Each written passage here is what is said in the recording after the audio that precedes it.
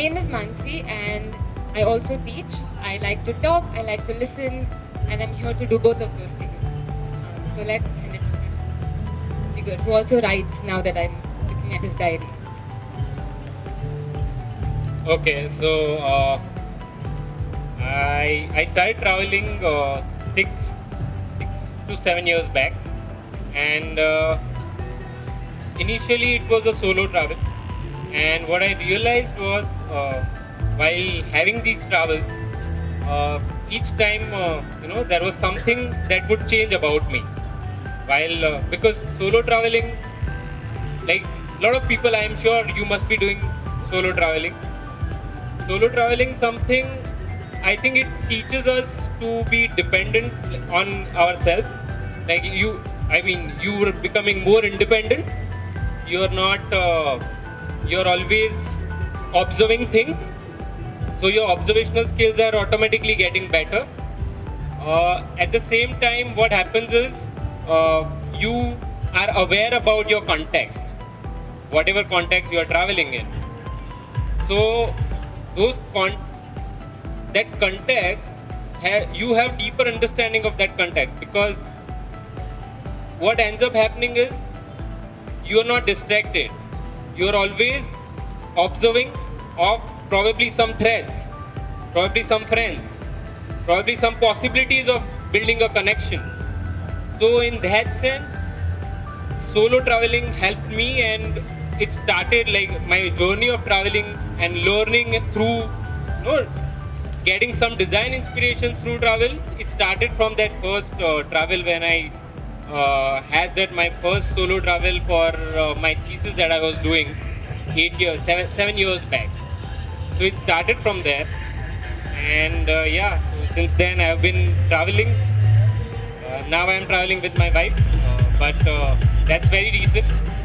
But I still make sure that once in a while I travel on my own. Yeah. Awesome.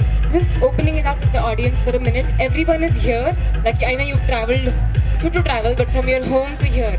So everyone's here. Nobody is at their offices. Nobody's thinking of kal kya hone wala hai. You're all fully here. Okay. I see some nods. Great. So you've shared a little bit about how you started your travel journey. I also want to ask you about the why, because usually what happens when you travel is you travel and then you come back home, and then you travel, you come back home. What made you, keep going on that journey? Okay. So, am I audible?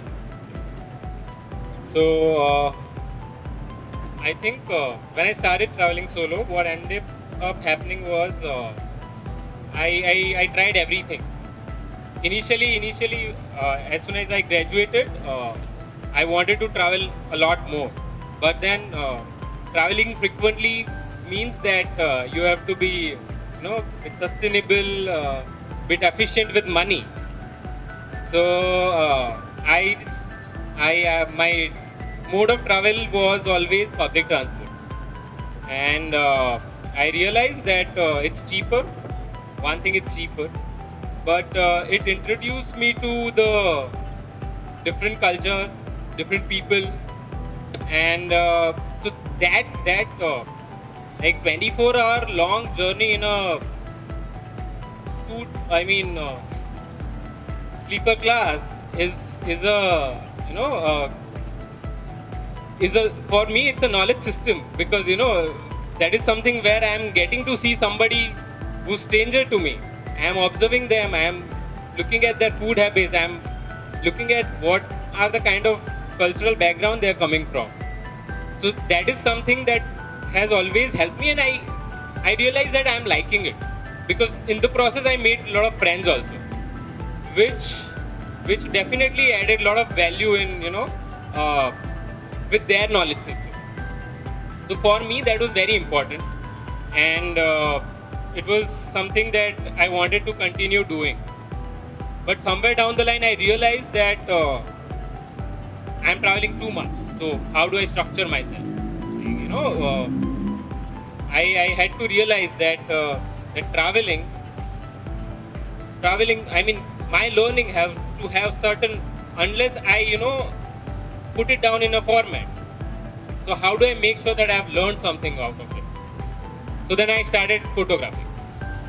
So that was one aspect where I started documenting. I started documenting and I started writing about it because I wasn't satisfied with the, because photos definitely tell stories, right? But those stories have certain interpretations. Okay? Those can go in different directions, which I love definitely. But I wanted to put forward my perspective. I wanted to put forward my opinion, be it about any culture or be it about any context. I wanted to do that. So I started writing about it. And once I started writing about it, it became more and more, clear that what did I learn from this travel. So one more thing, like these are the, this, what I'm going to talk about right now, I realized, much later, like in last 2-3 years probably. So what ended up happening was that while processing all this, like photographing, sharing it on social media, writing about it, putting it in journal, making zines out of it, all those were like, a certain methodology to document my own growth probably. But what I realized with each travel, like I make sure and at least once or twice in a year, I go to places which nobody else has gone. So what I do is I go on Google Earth, I find out remote places, and then figure out like how to reach there and stay there for a few days and I try and understand that context. Try and understand people from that context. Like what are their aspirations? Like how are they living? How do they cope? So I started doing that, and I realized that with each travel, it was a shock to my system. Like that shock, like I might not be able to put it in words properly, but after each shock, so you get shocked. Like every 6 months you are shocked that the way you are living, the way you are practicing, the way you are cooking in your kitchen, the way you are sitting in your couch, right? So all those things are fractured when you go into some remote context and see the way people live there, right? And so after coming back, it's always that gap filling, like where do I see myself? If I have to reflect something that I learn from them, so how do I like, so gap filling होता है फिर बीच में कि अभी fracture तो आ गया है, इतना सिस्टम को ऐसे डैमेज हो गया, that is a shock, no? That is what it does. So what are the modifications that you want to do in your life, right? What is it that you want to alter in your way of functioning, probably? So वो तुम्हारा personality अपने आप mold होने लगता है. So with each travel it happens, and it should happen. I mean, the way we work also, we should question. ये like if we talk about design, वो हर एक design school में बताया जाता है कि 45 पे comfort आता है, 450 mm पे comfort आता है. But who decided that? It traveled somewhere, ना? It traveled from somewhere. ये वो because Indian context में everyone used to sit down, probably. Just assuming, right? So how did this travel here, right? It came through somebody, है ना? So why are we not questioning this? Like why are we not questioning this? Why are we not questioning that angle probably? So I became more aware about all these things, that every standards that design schools or whatever, a lot of talks also happen. So probably this might be controversial, but every standards or every idea of aesthetic, every idea of design, that this is beautiful and this is not. Like I started questioning them, and I realized that I mean, we are globalized people, and that is why we have uh, similar kind of aesthetic sense. We like nude colors, we like calming colors, but reality of different contexts are not same. So that really helped me. That really helped me because I am a teacher. Okay, I became an architect. I started researching, and I became a teacher later on. But I would tell you this honestly that I'm a teacher first, researcher later, and architect last. Because for me to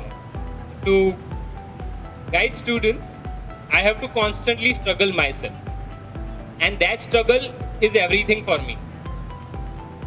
Because if we teach students the methods that this is how you should design, then they're not going to be creative enough, which is problematic. I mean, which is happening. I see that is happening, and it happens the way you teach structures, construction. I mean, material exploration. It's happening everywhere because we have certain European standards which has been given to us, and it's not helping us. It's not helping our Indianness also, because Indian context was never talking about anything which is homogeneous, everything which is hiding. It always talked about something vibrant, a lot of materials are there, and people found happiness in that. So I always question, like, yeah. So that was something, yeah. So, not off the record, but you're allowed to say everything controversial here. This is, I'm sure we'll have a they'll ask you more questions about it. So, you spoke about this outer journey and how it, coincides with inner journey that you took. So, I want to ask you, along that inner journey, you said there's some gaps also that you kind of fill. So, what is maybe one thing that you've learned about yourself through all these travels that you've been on? So places you said you decide, based on how remote they are, how difficult to reach, all of that. But something you've learned about yourself, which the shock that you said. No, I'm just curious. Okay. What would one of those be? Okay, sure. So when I talked about shock, it was about the way people live, okay, and the way people, like indigenous people, for example, tribals, right? And since last 3 years, I have decided that I'm going to explore more towards their territory and understand their context, why they become Naxals or whatever. I want to understand, okay? Because initial travels told me that they are more because their idea of design is need based, okay, and so they would come up with the simplest of solutions. Right? Here I am not stating that need-based or solving a problem is the design in itself. I am just quoting it that maybe for them doing it in a simple way made more sense. Right? They are more sustainable. Their efforts of forest conservation are much deeper. I'll tell you a story. Okay, I'll tell you a story. It's a very, I don't know, it might become lengthy, but so we did a workshop with Design Jatra. So Design Jatra is firm working with sustainable architecture, outskirts of Bombay. Okay, so there's a village called Geti Pada, and it's a tribal village. So our workshop was placed there, and the story is that that village house has an open planning, almost open planning. It works in a grid. So that planning has a wooden post, right? Wooden post, and centrally there would be a post, and that post would decide when the house should get renovated or restructured. Now how? So what they do is that every post is placed on a stone, but the central one goes into the ground in your plinth. Your plinth is also made up of rammed earth. So definitely there are bacteria, right? And those bacteria eat up the wood.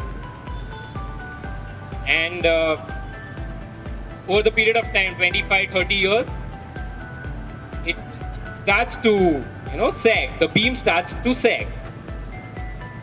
And that is when it is decided that uh, they have to renovate the house. So how they have attached this with this tradition, that is what something that I want to highlight, is that so when they change the house, somebody from the house gets married, okay? So so by default, if you want to get married, you renovate the house, okay? So, and for that you need at least for centerpiece, you need a new wood. So what they do is, they have to get it from the forest, right? But before doing that, they have to plant a similar species of the tree, okay? Without that, they can't take the wood from the tree. When they do that, they are allowed to take the wood, okay? And so this tells me that their efforts of conservations are much bigger and much efficient than ours, okay? Their food system, like they use foraging, they do foraging for hunting their food or getting the food from out of forest, right? uh, so whatever, these things told me that I needed to rework on. So immediately when you come back to the city and you are using teak wood extensively just to have a decor piece in between your house, that was questionable for me, right? That was questionable for me. And mind you, the wood that they use, that was never teak. Teak has been planted by, I mean, that whole drive came about when Britishers took over our forest, and they chopped all the woods, took it to their land and replanted the whole forest with the teak. But I don't know, whole teak forest, it doesn't make sense. It's harmful for biodiversity. So tribals had much more knowledge about the happiness about the life also. When I see those kids playing, like complete dissociation, like that city kids have with the ground, okay? They play in those nets and those turf, which is not even a real grass. So I was questioning everything, and that is why that shock was like, are we more primitive or so that was always there, and that is something that I motivated me to keep traveling. Wow, that's quite a story. I have one question that is around.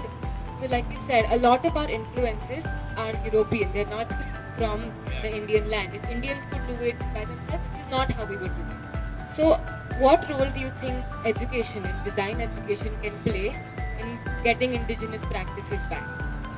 Sure. So, honestly speaking, in my time when I was studying architecture, it was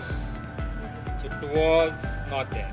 It was not there. It's very sad. It was we still talked about. We made our heroes, Lee Corbusier, FLW, Mies, Louis Kahn. I'm not saying that these are not great architects. They changed the course of architecture. I'm saying that they are great architects. We did not value our own very much.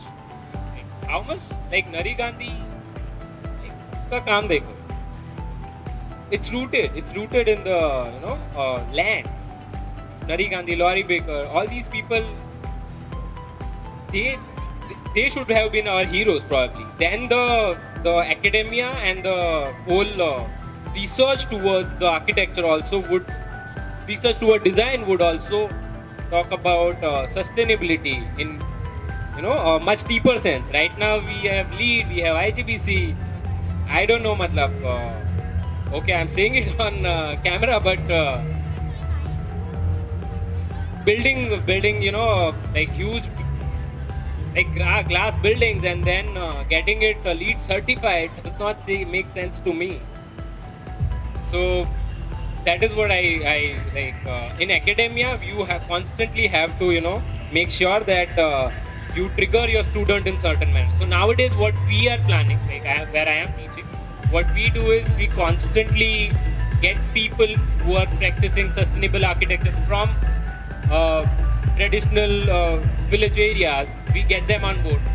ऐसा नहीं है कि हम cities को neglect करते हैं, high towers को neglect करते हैं. We also get people on board who are working with sustainability in cities. So it's something that like then people ask me questions that but what option do we have in cities? Tell us that. What options do we have in cities?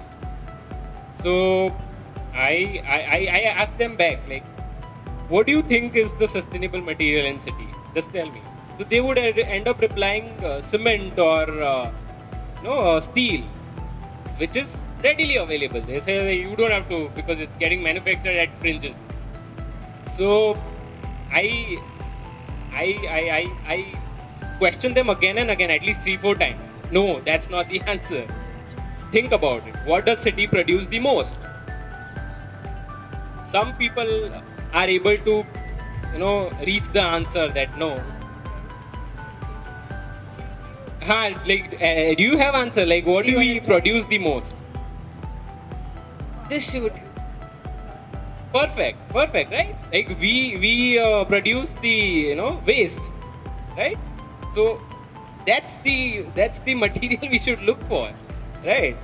But how many researches are happening? Tell me about that. Like, very few, and those products who people are coming up with, which are recycled or made from waste materials, people have reservations about that without trying it, right? I mean, when I am working for a builder, I have to be making sure that maybe he's not looking at building this whole building out of this plastic blocks that are recycled or whatever, blocks made out of waste. But can I convince him that at least make your office, make your sales office, make your small amenities through those material? Probably it's because it's a process. No, he's not going to trust it because everybody has reservation to it. नहीं ये तो कचरे से आया हुआ है. So those questions we as a designers are not asking, and these things.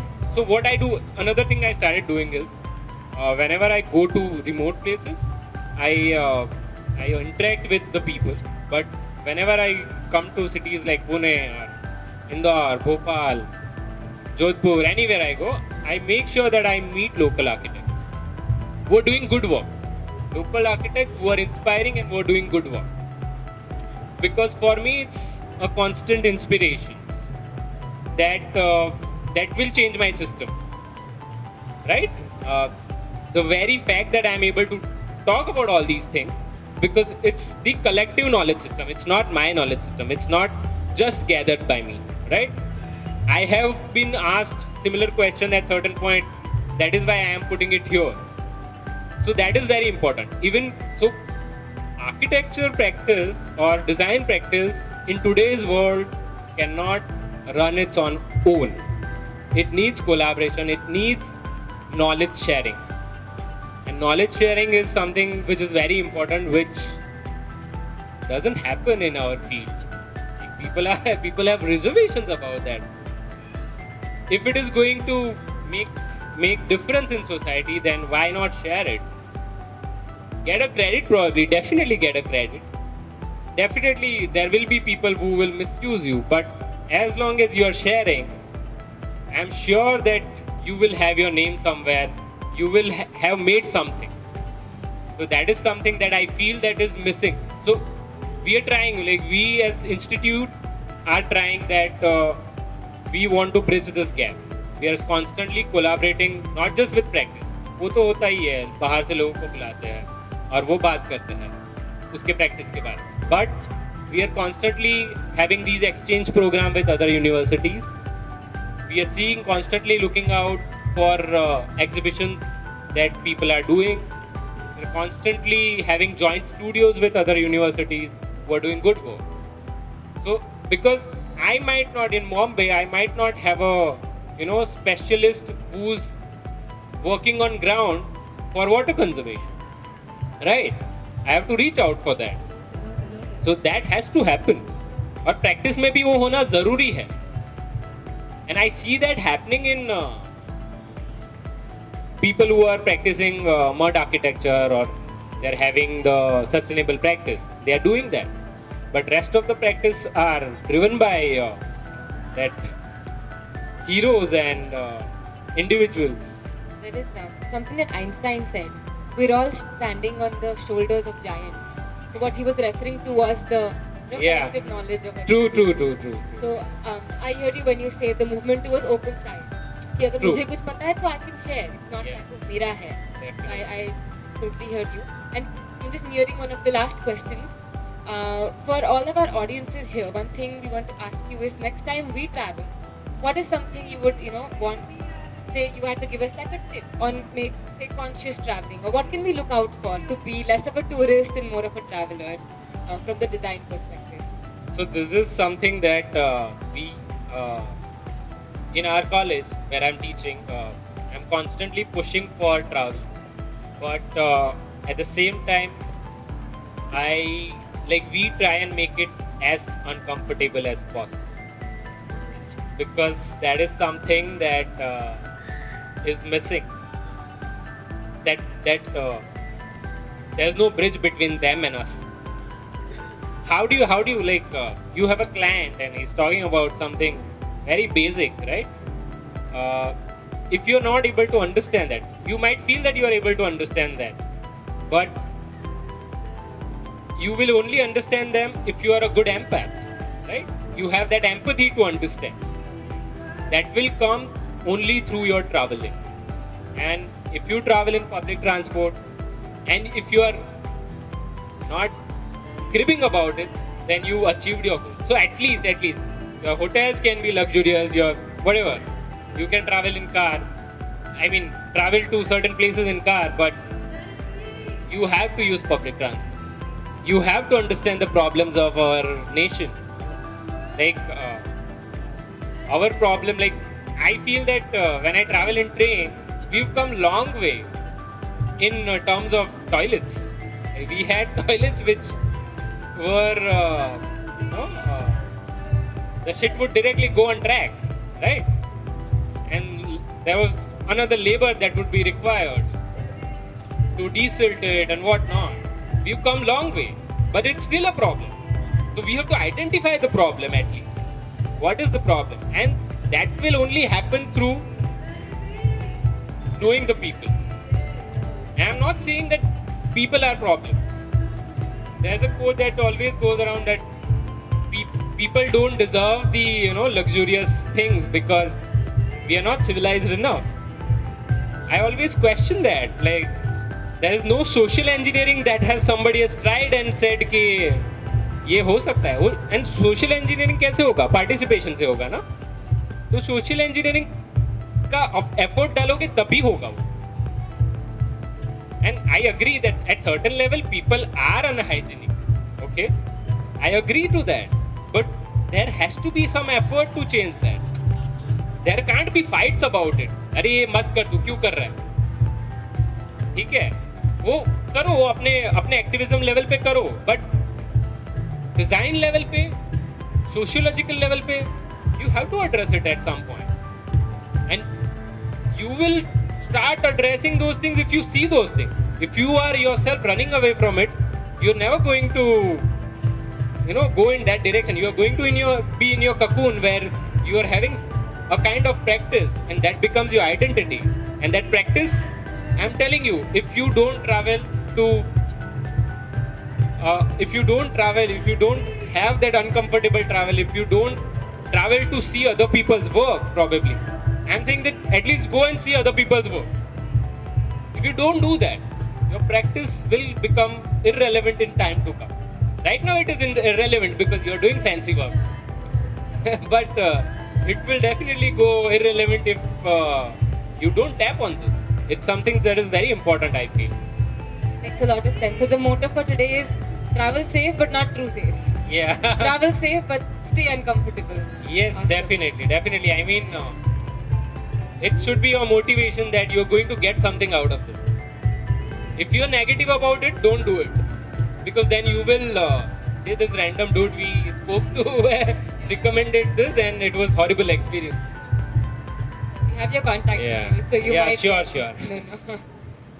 So yeah, I think that's one of the things we're leaving with. Thank you so much, Jigar, for sharing Thanks. It was your story. really good. I'm always happy to speak at these things. Absolutely. So if anybody has questions, we'll keep it open for a couple of minutes. Your- One story I have to say. So I forget things. That's why I write it down.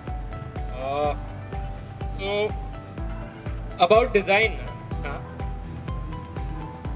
like Abhi constantly, he as a professor, like I make sure that I ask question to a student who we've taken to remote villages. हम लोग ने document किया. We come back and they do documentation. They do great exhibition. And when they come back, they have to have some design exercise on that, right? So they end up copying stuff that they saw in the village क्योंकि उनको वो अच्छा लगता है. उनके पास वो reason होता है कि because it's there, it's relevant. Okay, so this is something where I have to stop them and question that but like what is your thought process, like what is your analysis, right? Because the site might not be the same. ठीक है, site might not be the same.